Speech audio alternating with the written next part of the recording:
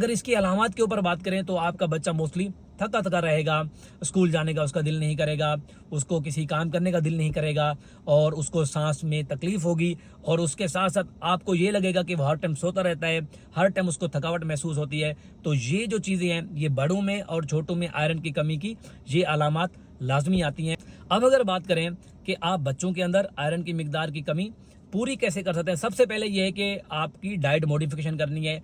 आप अगर बच्चे को गाय का दूध बहुत ज़्यादा इस्तेमाल कर रहे हैं वो कम कराना है, चाय और कॉफ़ी का इस्तेमाल कम करवाना है, उनमें प्रोटीन का जो इंटेक है वो बढ़ाना है और जो वेजिटेबल हैं, सब्जी हैं, फ्रूट हैं उनका इस्तेमाल करवाएंगे, एप्पल का इस्तेमाल करवाएंगे तो उसके अंदर आयरन की अच्छी मिकदार मौजूद होती है, तो आयरन की कमी दूर हो जाएगी। इसके अलावा भी आप अपने बच्चे को सप्लीमेंट दे सकते हैं जिसमें सीरा पोलीमाल्ट आता है और कोई फेरस सल्फेट की जो टैबलेट्स आती है वो भी आप दे सकते हैं। इस तरीके से भी आपके बच्चे में आयरन की मिकदार बेहतर होगी। एक चीज़ याद रखिएगा, जब आपका बच्चा